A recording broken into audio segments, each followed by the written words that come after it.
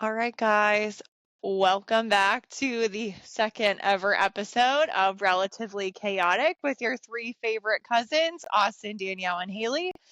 Um, I think that the burning question on everyone's mind from last week is one, how was Austin's trip back to Iowa? But most importantly, did you watch Heated Rivalry with your dad? And if you did, what did he think?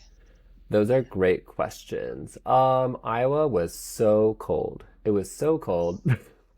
And it took so much effort to get out of there. Mainly because the planes kept getting frozen. They kept not sending the planes from the airport they were previously at. It was a whole journey. But I did enjoy the family time I had. So, like, every time I go to Iowa, certainly amazing. I never have enough time to see all the people I love. Didn't have a chance to see you guys, but Yeah. I did get more than I expected time together with my siblings and my parents, which was great. But yeah, rough on the weather front. It was 20 degrees when I left Iowa / the Midwest, and it was like 45 when I landed in Portland, and I was like, is this spring? Heat and, wave! yeah. Well, and then it hit 60 this week in Portland, and I was like, It's 50 today in the Des Moines area. I was gonna say That it's sounds 40 amazing. here, and I'm colder than I was when it was -20. I don't know why. Yeah, I don't understand how I ever survived 20-degree weather, but to answer your second question, we did not watch Heated Rivalry, though we did talk about it. But my main takeaway was that, well, my dad was definitely more than willing to chat about why I loved it so much. But his interest in it was probably similar to any other, like, I would say, like, romantic movie that you might ask him to watch, like, not a genre he's interested in. Yeah, he's not a rom-com guy. Yeah, so that was a uphill battle, but so I probably should work on my stepmom next time and Yeah. spread the good word. I bet I could see Deb watching it. Just to I at would, least have something to like chat with you about. I would love to talk to Deb about that. Do you know who I think would be a wonderful person to have watch it and talk about it with? Kathy. Ah, She's the best to talk about like book series and TV shows with. Although she typically likes more like fantasy kind of stuff, like Buffy the Vampire Slayer, that. But I bet she would watch it and talk to you about it, and I would love to know her opinion for because it's context, going to that be is a hot take for sure. that's one of our aunts. For Yes. for Okay. the Wait. So masses. she's like in the middle. So Deb, Linda, Steve, She's Sam, Mark, 6. Kathy. She's number 6. Mm-hmm. Well, Danielle, you are closest to her geographically, so I think that's your homework for next No, week. I'm not. Well, no, Wait, what is that? She Danielle might is. be Danielle in is. Arizona No. or like she's exploring the world right they're now. I going don't to know where. South. Yeah. Oh, news to me. Yeah, they're on their retirement tour of like camping around the world. I thought they Dang. were like at the Grand Canyon last time I talked to our cousin Molly, but I haven't checked in on it to be honest with you. Yeah, I thought they were somewhere like Gulf Shore. So maybe I'm wrong. Maybe that was last year. Maybe that was last Crazy. year's plan. Who Well, knows? clearly I'm out of touch with all sorts of life updates, and I actually have a question as maybe we pivot to Danielle on life updates Oh because God. I wanted to know how your Shaka Khan release went. How was it? Forgot Tell me about everything. that. No, God. It was good. It was one song, and then I believe the rest of the album is like releasing in April. So I think I said the whole thing was releasing, and I was incorrect. But it was good. I mean, good in the way where it was like, what kind of trauma does this explain about you? But I liked it. It was nice. Yeah, Would recommend. the song that released was The Great Divide, Yes. right? Yes. It's really good. It is. Also a lyrical genius. Hmm. That Noah Khan. I'm pretty sure he recorded that at Long Pond Studios with Yeah. what's his name? Words. It's been a long week. One of the producers Taylor Swift uses all the time. It starts with an A. A-Rod? Akon? Yeah. Yeah, Aaron and Shaka Khan were together. Yeah. Together again. Great. I don't know. People will know what I'm talking about. My brain is not. I'm ready for the weekend. Yeah. I've had a short week and we're not firing in on all synapses today, so I apologize in advance for how this goes. I'm trying to wrangle this, so. Yeah, your cat TV did not stop this cat from kitty catting Well, she you. was occupied for a minute. There's not the right kind of animals anymore. The squirrels have left. Hi, buddy. So finish your update on how things have been since we chatted with you. Other than Shaka Khan. Oh, Great me? song. Yeah. Yeah. I got a new car, which is exciting. So about a month ago, I hit a deer, and I've been carless for a month, and that has not been great. So on Monday, I got a brand new, what is it, a CRV. I named her Hecate after the Greek goddess. She'll be with me for the distance, okay? And now I have debt again, but that's okay. I also met with our financial advisor, and I probably am going to be able to retire someday, so that's exciting. And then had a severe panic attack this week, less exciting. And then them's probably the highlights. Nothing, I think. Oh, and I went to a bachelorette party in Galena. So lots going on. It's been busy. So I'm excited for this weekend to not do much. That's fair. I deeply care about your panic attack. However, I have other questions that are unrelated, namely about your car. You said its name was Hecate. Isn't that like a Wiccan spell? Hecate. She's the goddess of witchcraft, I think, amongst other things. Ah, that makes so much sense. You makes so much sense. Got it. Yes. What's a CRV? The type of car. It's It's like Honda. Yeah, it's a Honda CRV. like SUV kind of thing. Oh, a big car. Got it. Not really. It's not a sedan. What color is it? Meteorite gray. Ooh. Yeah, so bachelorette party went good. You had a panic attack. I'm assuming over the bachelorette party or No, it was after. something else? No, it's just the After you got general home? state of the world, It's all good. I was tired. Sure. Came crashing down. Sure. We Yeah, good though. that'll happen. I have sour That'll candy, happen. so all good. Perfect. Yeah, Just pop one of those in. She'll solve that problem right away. exactly. Yeah. That's all I Perfect. got. What about you? Awesome. Well, so I'm still working through like the hearing aid thing. My left hearing aid, like the wire keeps popping out of my ear, so I need to get that refitted. I'm going tomorrow, Friday, to get that done. And then Ryan's out of town this weekend for a hockey tournament, so Sophia and I are going to just girl it up. I'm not sure what we're gonna do, but probably at some point put the Christmas decorations up so they're not just sitting in my garage taking up space. But yeah, other than that, it's just been work. I only even went to the booty store one time this week because between Colleen and I, we've been busy. So just a reminder for those that may have forgot from last week, the booty store is the gym where we go and work on our booties. I have a question. Do you stretch after your booty experience adventure Lollapalooza? Is there like a stretching involved? Because I have to imagine it's only making it tighter, right? Firmer, tighter, stronger, faster, longer? That's 100% what we're going for. No, we don't stretch. But we also, I would say, took a page out of your book, and we take a really long time to work out because we chat a lot. I'm sure that the other gym goers get irritated with us because we have no filter and we're loud. And we'll talk about everything. So sometimes I'm sure they're like, oh, didn't want to know that about your lives, but that's not my problem.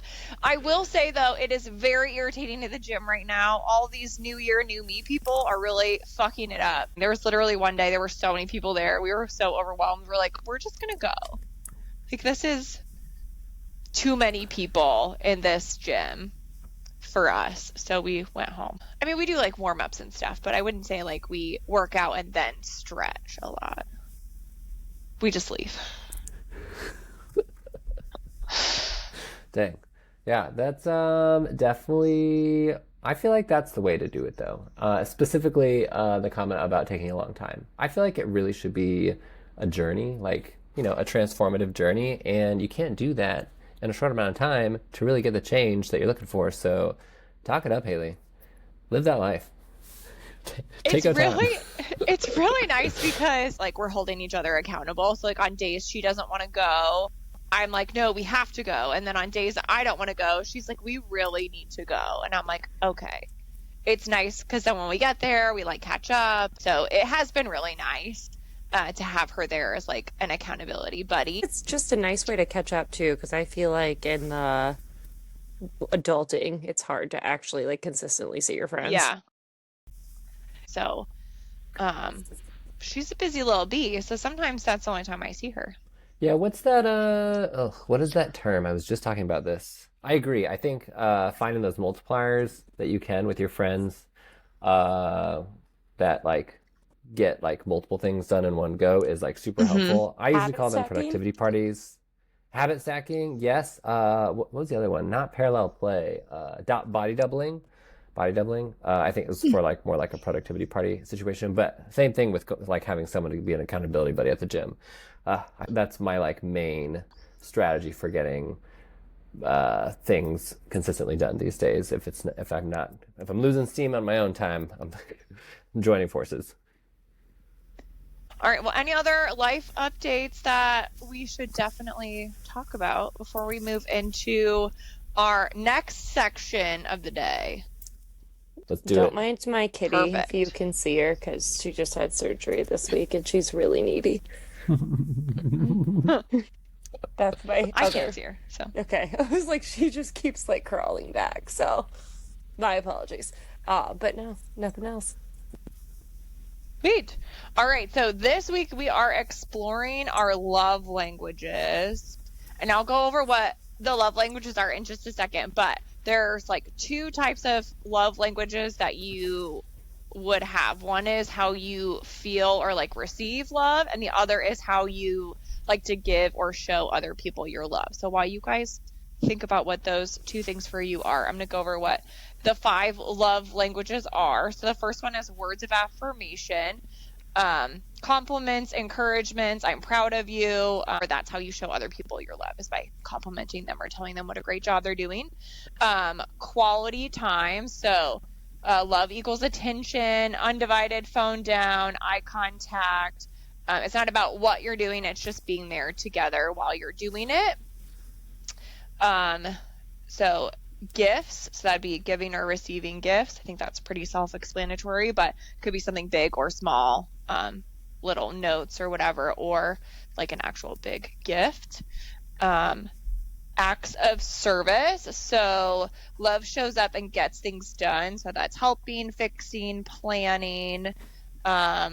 Actions speak louder than words kind of thing. And then the last one is physical touch. Love is felt literally. So hugs, hand holding, cuddling, reassuring touches. And that's not like romantic touches. That's like friendly. Like you like to hug your friends or hold hands, or I don't know. By Danielle's face, that is not one of her love languages. So speaking of Danielle, do you want to go first and tell us how you like to get love, or like how you like to receive love, and then how you like to show love? Sure. And you just have to give your first one. I would say acts of service is how I like to receive love. Like if you make my life easier, I appreciate that. So also how you show love, and then maybe your least favorite of all of them. How I like to show love is probably quality time. Like I'll just show up and sit there and we don't have to talk, but I'll be there for you, like through whatever, whether it be like a vacation or bachelorette trip or your wedding or just like sitting at your house, like not talking and just chilling. Like that's how I would like to, that's how I think I show up probably more often for people than anything. And then my least favorite is by far physical touch. I don't like that. Hey, we have a mutual friend, Chelsea, who like loves physical touch, and we have to negotiate how often we can hug because there is a boundary. There's a middle ground. I'll do it once for you on seeing you for that time, and then we're done. We can't do it anymore. So yes, that is by far my least favorite. I don't like touchy-feely. I don't need to be touched. Would you guys agree with that assessment? I agree with that assessment for you 100%. I have a question. So I feel like there can be nuance to this depending on whether you're talking about non-romantic interest for it versus a romantic interest, right? There's different like spheres where this might apply. And Danielle, do you feel like in the instances where you've been romantically or situationshiply entangled with someone that has changed at all to be physical forward, or no change? They still like no change. Language is still the same. Yeah, that wouldn't be my first choice. Like you don't need to hold my hand or hug me. That's okay. I don't need that. No, that's not for me. I would say I'm probably consistent between like platonic and romantic for all of it, to be honest with you. Do you feel probably like a follow-up question? Sorry. Yeah. Do you feel like when you think about your parents and how they show their love to you, that there's an overlap between that and the ways you like to receive love? Oh, for sure. I mean, my family is not touchy-feely at all.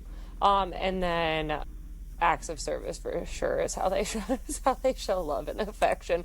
Like, they'll do things for you. Like, my dad won't tell me he loves me, but he'll come get my car and change the oil. So I guess like love that for me. Thanks.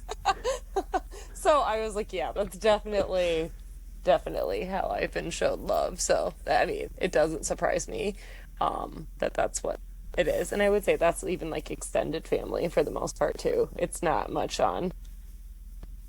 Can you think of like extended family who are like touchy-feely? Like, I literally am drawing a blank. I guess Rachel, your sister, would be the closest. In our family? Yes. Yeah. Yeah. But besides my sister, I don't know. Let me think about that. There's got to be other people. No. Like, nah, no. Just your sister. Just Rachel. She's the one out of all 30 of us. It's just Rachel. I will say, though, Danielle, your dad might not tell you he loves you, but he tells me. Oh, no. That he loves me, not that he loves you. He tells me. You did have to clarify. I knew. Yeah. Well, I was clarifying for everybody else. Oh, okay. I was like, no. He really likes to do it. Everyone else. Yeah. It's normal. Because you want it too much. Yeah. So needy like that. You want it too much. You really are. I know. Demanding. What are yours, Austin? Platonic and romantically. That's a good question, because I took the test recently, thinking ahead about this, but more in a platonic sense, but I was reflecting comparatively as well about the romantic sense. So on the platonic side of things, I do believe my top love language would be quality time. It's such like a limited resource in my life that I feel like I like especially appreciate when someone's willing to offer me their time, and because it's a limited resource for myself, it's something that feels like precious to give if I do choose to give some of my time. So that one stands out like on the platonic sense, though I was just thinking recently that like when I'm hanging out with like my friends at their house or what have you, I don't know if it's just because I'm like work oriented, or find it as like an easy way to like contribute to my friends in other ways. The service does like often hang out in the back of my mind, like, I'll put your dishes away. Let's have a cleanup party. Like, that feels like an easy ad. So sometimes I wonder if it's like close, but when I took the test and looked at my top one and quality time was there. On the other hand, I do, for a romantic side of myself, quality time I think would still be up there, but based on my recent dating experience, I'm very inclined to say that physical touch is right up there as well. I feel like I didn't even realize that about myself until like this year, how much like I'm engaging in that way when it is a romantic scenario. So that's like a recent discovery. So No, like you just like enjoy holding hands with somebody or like being physically close to them I when think you're out in the world. yeah, it's like proximity. I don't necessarily, I'm not necessarily about like PDA. I'm not like, you know, Yeah. creating a jungle gym of bodies everywhere we go. But, but I did notice, and it actually was recently pointed out to me that I was like, I always close the gap spatially. There might be a limb overlap somehow. I don't know if there's like an influence by like my lack of bubble generally as a dancer, but I like hadn't really thought about that like it was like a moth to the flame. I'm like, yeah, we're gonna just occupy the same space, not like in an aggressive way, but we're gonna share it. So those are my top ways I would receive and show them. My least favorite one is definitely gifts. I don't know what to do about it. What am I gonna do with that? And yeah, can't do gifts. Yeah, I'm with you there. Yeah, so for me, quality time is always my number one, whether it's platonically or romantically. Like, I think it's less so now because I'm less busy, but like when I was younger and my daughter was young and I was trying to like create a career for myself and like every minute of my life was planned. So if I'm spending time with somebody, like that is a resource that I don't have a lot of. So for me to give you that time, like it means a lot for me. And then I would kind of like expect the same in return. Like people wasting my time really makes me upset. Um, but then, so I would say that's how I like to receive love is I really like to spend time with people, which I guess you could say is also how I show love. But then I also like acts of service. I like to do things for people. Um, like Austin, I would agree that you're definitely somebody that's like going to come in and do somebody's dishes and like clean up and stuff like that. And I would say like not that I wouldn't do that, but like our friend Chelsea, for example, her son was recently in the hospital 2 hours away, and I know that hospital. I'm familiar with that hospital, so I got a bunch of clothes for them because they weren't expecting to be gone, and like I drove it to them, which it took my day, but they weren't expecting to be in the hospital with their sick son and they didn't have the things that they needed. And it's very easy for me to get there and do those things. So things like that, I think I like to show people I love like how I love them that way. I would have to say that my least favorite is also gifts. Um, I don't also like to give gifts, so that's a lot of pressure to find the right gift, I think. But yeah, gifts in general I don't like. Ryan and I, the first year we were dating, got into like a big fight about it. And I was like, please don't buy me anything.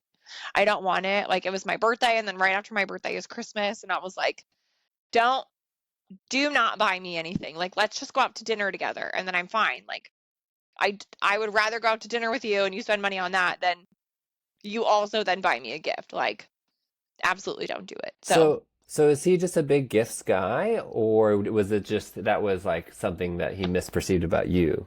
Do you know?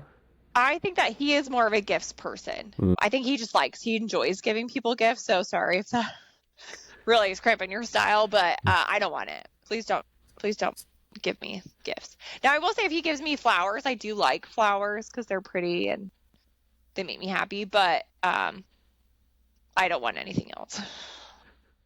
Yeah, that's interesting, and something I feel like I've also struggled with when it comes to love languages. I feel like, I don't know, maybe it's just because gifts is at the bottom of my list, but I know other people in my life who like giving gifts or for example, into gift giving traditions or holidays, and I feel like it's just like such a hard thing to marry for myself. Like I just can't find that desire to do so, but then you like definitely are like not like either helping them feel loved or letting them show the love in the way that they want to. So like how do we empower everyone's love language without like sacrificing our own? Yeah, I have a friend that she loves to get gifts and she loves to give gifts, and she's really good at it. And it's not that I don't love her; I spend a lot of time with her, but I don't want to exchange gifts.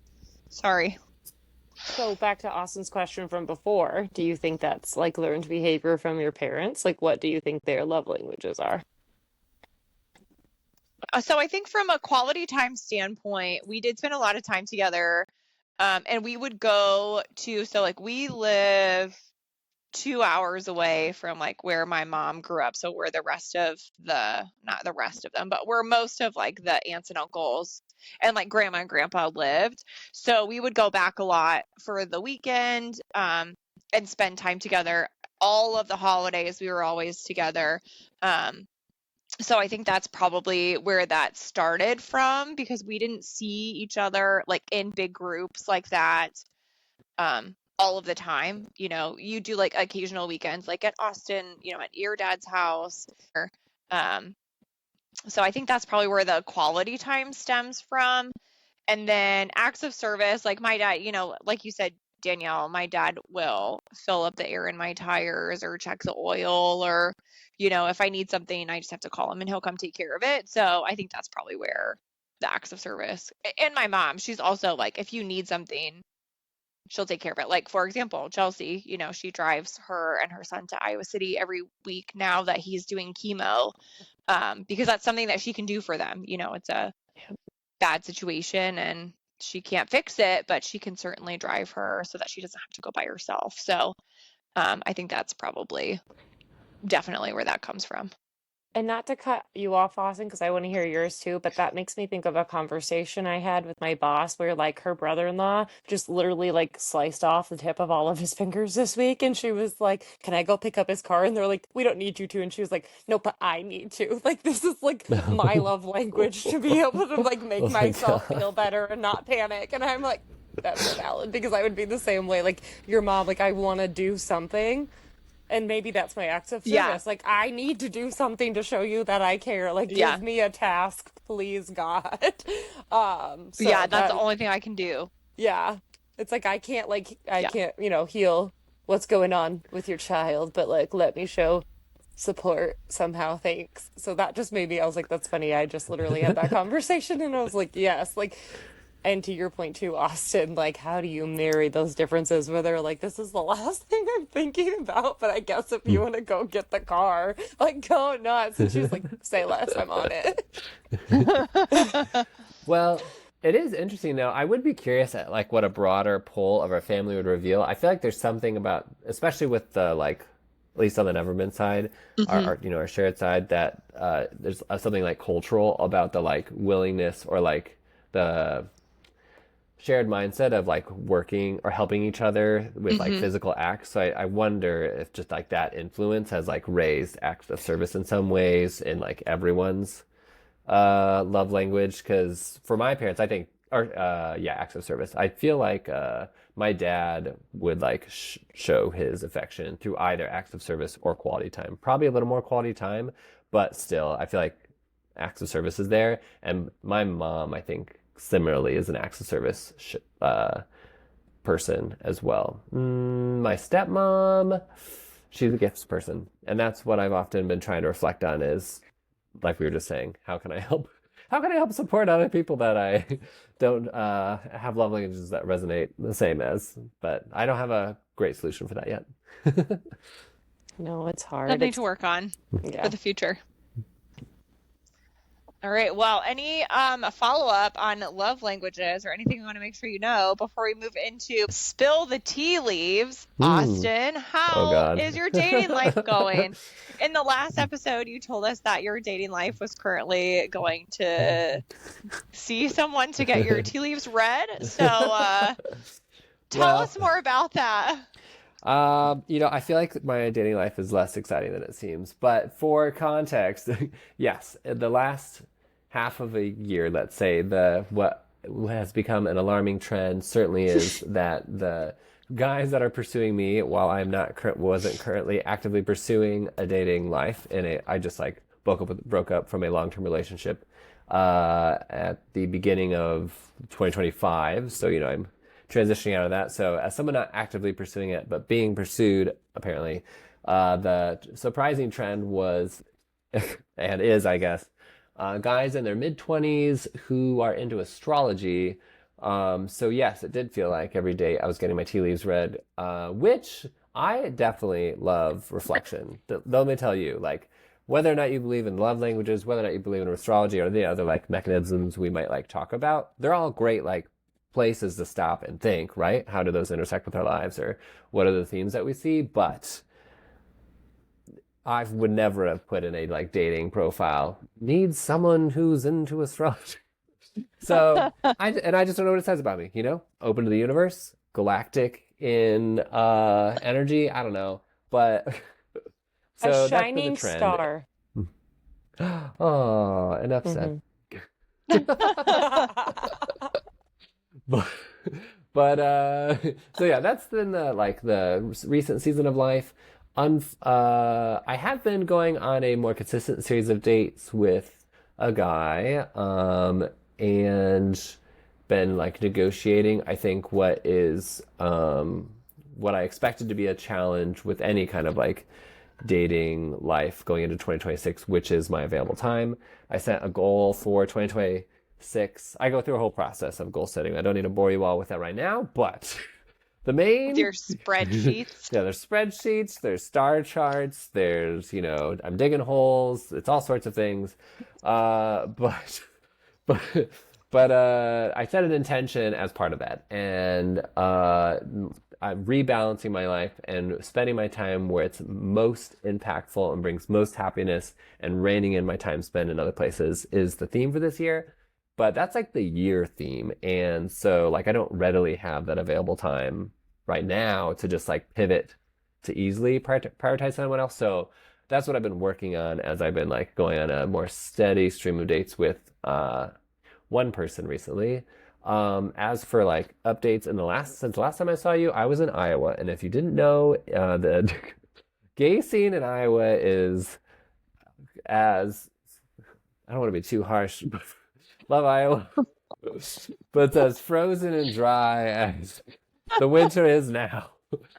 I just like looked at in Grindr at one point, fruit by the foot, how close are the Pokemon near me? I don't know. And at some point I looked, and there was like, it's a grid, right? So it shows people by proximity, and it eventually cuts you off. There's a paywall. And I feel like that paywall, you usually get at least 9 to 16 like pictures that you could scroll through. There was three guys near me in Iowa, because my impression was that's just how many available people there were in Iowa. So, Can we like pause and at least clarify that the location that you were in Iowa may have had something to do with it?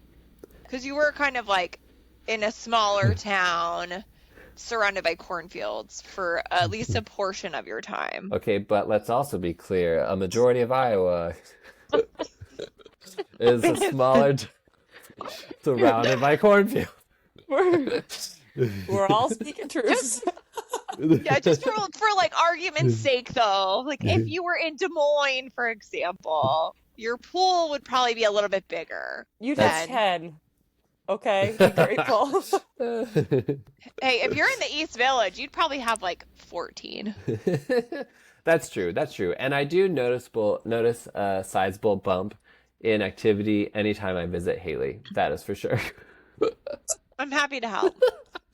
Thank you. It's like one time we went to the tiki bar, and the bartender was like, "How have I never seen you before?" Well, and he's like, "I would definitely know you." I used to feel like you or like my family in the area were like mandatory chaperones for dates, because you were like alongside several adventures when I was in town. So Yes, yeah, there was definitely a lot of times where, well, I don't know, mandatory chaperone is the right term. I think hot mess freight train is probably a better description for what we are when you're out on those adventures. Yes, relatively chaotic. Relatively chaotic. There you go. And how we didn't scare some people away faster is really an anomaly. I'm not sure how that happened, but I was gonna say, good for them for sticking it out. We definitely scared them away. The faster is the clarification. I'm pretty sure on Valentine's Day one time we promptly ended that relationship for you. So you're welcome. Get the weak ones out. Yeah, you're welcome. No, I think ultimately for the best. And actually, this relates back to my current season of life.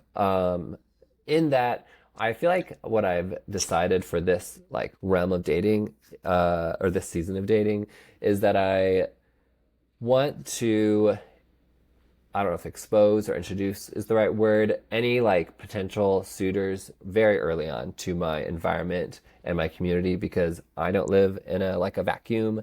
So they like getting a sense of what that is like sooner is better. And I am like certainly biased and obviously not a perfect judge of who I really should be spending my time on. So getting additional feedback earlier on to like give sound to maybe like quieter voices in my head that are about like red flags or concerns, I think is needed. And I've done that so far, and I think it's been very helpful. So having you all around as a relatively chaotic force for good, I think was helpful. Glad to have been helpful in some situations. Again, I'm not sure. Well, I guess ultimately, like you said, if they're not willing to stick it out. When Ryan and I first started dating, I literally just was like, this is who I am. These are my friends. Deal with it or leave. And he stayed. So there's got to be, I guess, some kind of truth in that. Just shove them in. I was like, Austin, always here to give opinions and judge people for you. Don't you worry. And yeah, I met Ryan literally when I was inebriated during a tornado. So my best self was there, and he's still here. Yeah. Yeah, we would like when we were first dating, I'm a wake up early kind of person, and I would wake up and I'd already be texting my friend and I'd be like, so it's like 9:30. I've been awake for a couple of hours now, and I'm gonna meet my friend for brunch. So either you can come with me or you can leave, but I'm leaving. So figure that out.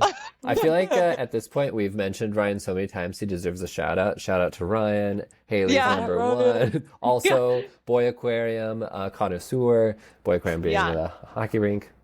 Yes. Yeah, hockey boy for sure. Yeah, I mean, he keeps sticking around, and he's gone on vacation with all of us. And we'll be, doing so again in the future. So I'm not sure how he puts up with us, but he thrives. I guess in that's chaos. his problem. No. Not accurate. Not accurate. We'll break him. It'll be fine.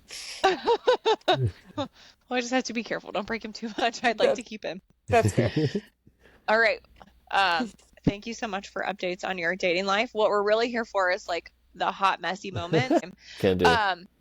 Okay, so now we're moving into what could possibly be the most traumatizing segment for other people in a really funny way. So this next segment is called Tales from the Kids Table, and it's just like to really show you people who we are and how we kind of got here in life, like with our sense of humor and how we talk to people, how we talk to each other. We really wanted to kind of share with you a story of our family and how we work. So I think I made a reference to it earlier, but there's roughly 30 of us cousins. The oldest cousin now would be in his 50s. He's only, I think, like 3 or 4 years younger than our youngest aunt. Mm-hmm. And then our youngest cousin would be like, 24, 25. So there's a wide range of ages. And then around my age, there's like a whole group of people that were born right around the same time. So there was a horde of small children. And I think, as happens in most families, the older kids end up helping out with the younger kids when you're all together for a family event. So I don't really know how this originated. I've heard things, but when all of those older cousins were responsible for taking care of the masses, one creative way that they came up with to make us behave when they were outnumbered was to tell us about our dear cousin Sally, who was apparently very naughty and in some fashion or other did something that, that was the straw that broke the camel's back, and she was murdered. And that was like the tale to keep us all in line, as if you're not careful, if you don't behave, you're going to end up like Sally and you're going to get murdered. And how Normal she was murdered things. really depends. Yeah, totally normal. Yeah, it's definitely that's what you would chill. tell children. And like down to like the youngest one, who was probably way too young to know what murder was, but we all heard it. So yeah, how she was murdered really kind of depended on the situation. But I've got 2 questions for you guys. The first one is, what story do you remember being told about Sally? Like, was your first introduction to her? And then how long did it take you to realize she was not real? If it's okay if I jump in first, Danielle, I feel like you and Haley have a longer memory of the ins and outs of the story than I do, so I probably have only like a limited perspective on offer, so I'll offer that first. What I remember, and also what makes me chuckle when I think about it, is I feel like I most remember Kathy, our Aunt Kathy, as the culprit for her death. Yes. And I feel like even at the time, I don't ever remember not knowing it wasn't true. So if it was told when I was younger and I believed it, I feel like I have forgotten that phase of my life or was traumatized out. I don't know. Might have blacked it out, you might say. So, that's possible. But I definitely remember Kathy being the culprit. Maybe buried her in the wall. I'm not sure. But I also distinctly remember, I feel like at some point, it being revealed to Kathy that she had indeed been identified as the murderer, and her being flabbergasted. Yeah. So. Yes. Danielle, what are your thoughts? I remember hearing like whispers about her, but like surprisingly, I was never like the victim, like threatened to follow Sally into the wall, or I heard ditch or buried in the field. And when they were farming, no one found her body back after that. But the story I remember the most was we were like in Lamont at the house I grew up in, and it was my brother's. Oh God, it had to be first communion probably. And he spilled a pop. And I can't remember which of you all did it. I can't remember who did it, but one of the I can tell you it was all of us. that feels right. But I was like, they told him at his first communion because he spilled a pop, mind you, like in the garage. So it's not even like, I mean, I don't think spilling a pop warrants murder anyway, but also like not like it was like on someone's wedding dress or something crazy. But and then they told my brother that he was going to get murdered by Kathy, and I think right after that she said something to him, so he ran away to like the little prairie area outside of our house, and no one couldn't find him for hours because he was crying because he was afraid that he was going to get murdered by her aunt. So totally chill. He's fine. So I feel like so I'm older than you guys. Austin, I don't remember how many years older I am than you. Like what, 2, maybe 3, and then I think I'm 5 years older than Danielle. So I think I should clarify this, that he didn't just spill his soda. That was not the only thing that happened that day. That feels right. Scott, as a child, was a monster. And underappreciated. I was with him. I can concur. He chased me with he was the devil. Pig zapper, so yeah. So this particular day, okay, so in your backyard, you guys had this giant life-size John Deere tractor made out of like plywood or whatever. Mm-hmm. And he was so mad because we were hanging out on it. And he was literally chasing us all with a metal shovel, screaming at us to get off of his John Deere tractor. So, of This feels course, correct. we were torturing him about it, and we would like scatter, and then like while he was chasing one person, like the other person would get back on it, and then he would freak out, and he would chase anyway. So it was like a whole thing. And then because he had been such a monster that day, we were inside and we were eating, and we were like, well, you know, there's this we had a cousin named Sally, and that's my first recollection of telling Scott, at least, about Sally. And we were like, oh yeah, I mean, she was so bad, she was so naughty, and then one day she just spilled her soda everywhere, and that was it. Like, that was the last thing, and then they murdered her and chopped her up and hit her in the walls. And then not 2 minutes later, he spilled his pop everywhere. And then he screamed and ran and hid outside, and then we all got our asses chewed. But he deserved it, that little shithead. I stand by that. He was so annoying, and he was bad at sharing. Yeah, he was a monster. He's still bad at sharing. He just can't throw temper tantrums about it as dramatically as a grown man. So I like to torture him with his own children and make them mess with his stuff. Yeah. So for me, so again, like I'm a little bit older than you guys, so I spent more time with like the older cousins. I feel like by the time Danielle came around, like we were watching Danielle and younger, like my age of cousins. So you maybe didn't spend as much time. Well, you might have because you lived closer to them, but you didn't spend as much time with like the older cousins, because we were there. But I remember them like telling us about it, and I don't really think we were probably that naughty. There was just a lot of us, so like to keep us contained, they told us. And I don't remember the first instance I heard about her, but I do remember one time we were out at Martin Sue's farm for what I don't know. They used to have like these big parties out there all the time when we were kids, and we were walking through the field. They have cows and stuff, so we were like walking kind of like behind one of the barns, but like there was a field there, and they must have had a cow that died and they burned it in the field, and so it was like the skeleton still in the field, and somebody was like, oh my god, it's Sally.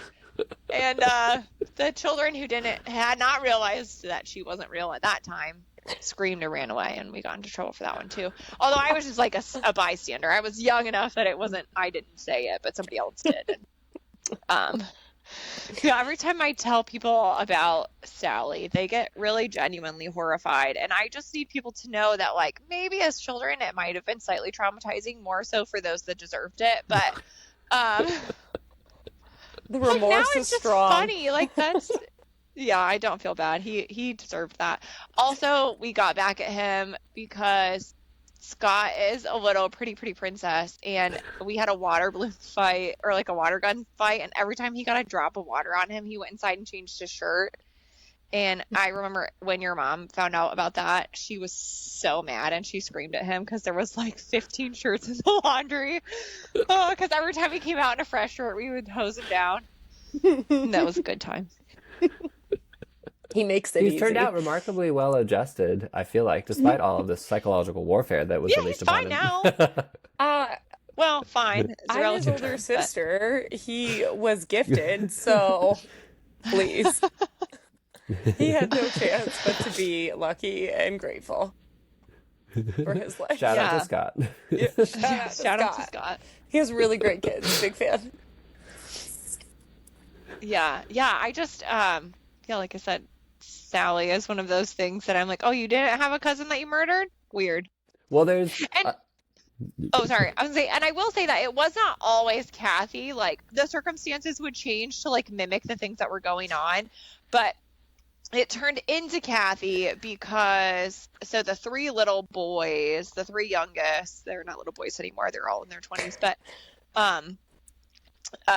Brian, Travis, and Ben, I think that Brian and Travis were being naughty, and they spent a lot of time with Kathy because Kathy and Julie, who is the youngest sister, lived in the same town. So, like, they would spend a lot of time together, and they would, like, Kathy's kids, Aaron, Anna, and Molly, like, they would help watch the boys, and stuff like that. So, in that moment, whatever they were doing, we used Kathy as the example because they spent a lot of time with her.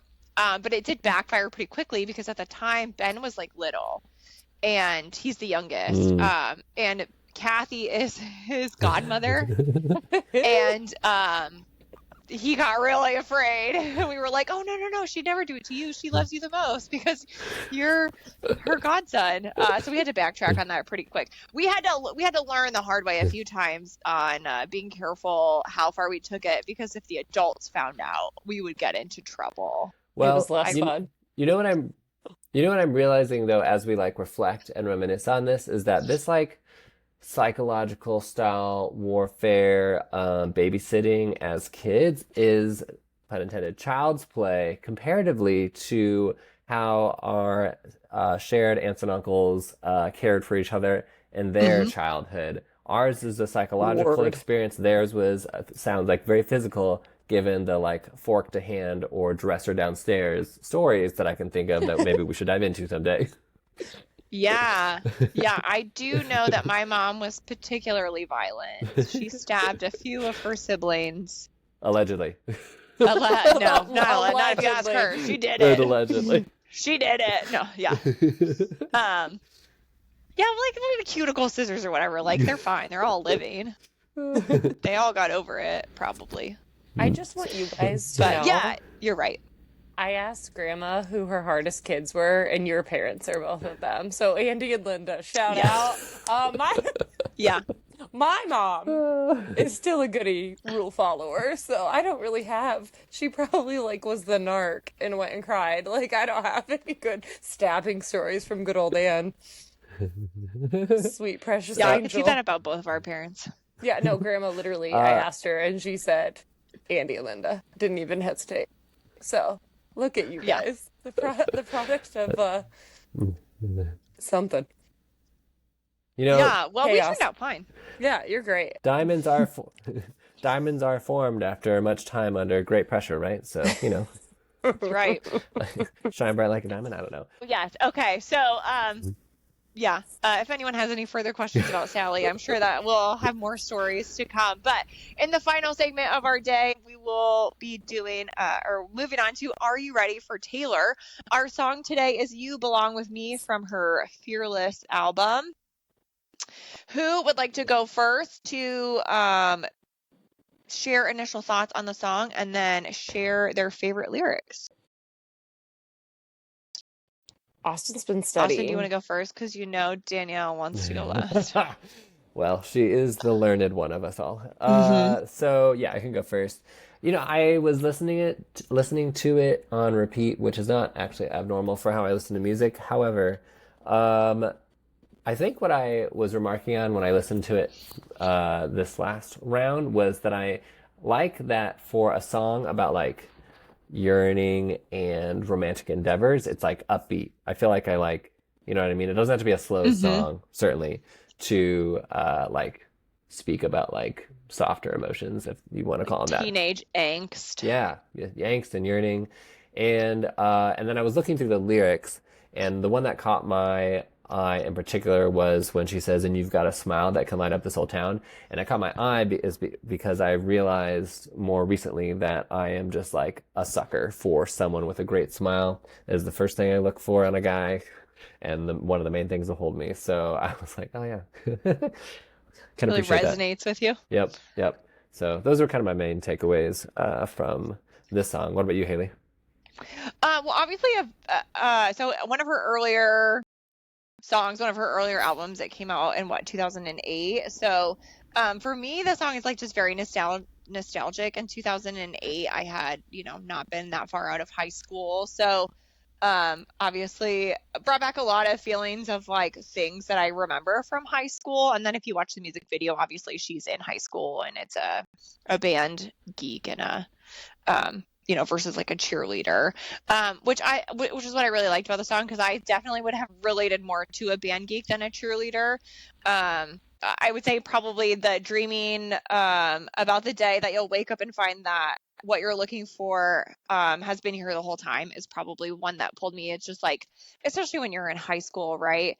you're spending so much time with these people and you have all these hormones raging and all these emotions, and sometimes you're too scared to tell people how you're really feeling. So you're just sitting there hopeful that one day they're going to look up and be like, oh, like you're there, you've been there the whole time. And now there's another lyric that references it, but like she knows his whole life because they've been friends forever. So there's that like shared history together of like she's known him forever. So she's hoping that he's just going to look over, and that smile thing, like you said, is just he's gonna notice her. So but yeah, it's a very nostalgic, I would say, song for me. If I could add though, just thinking about what you just said, this like being in love with like your closest friend, like such a high risk, potentially high reward situation. And yeah, I feel like but also like being romantically interested in someone that like officially like as a friend is like it's gonna shape.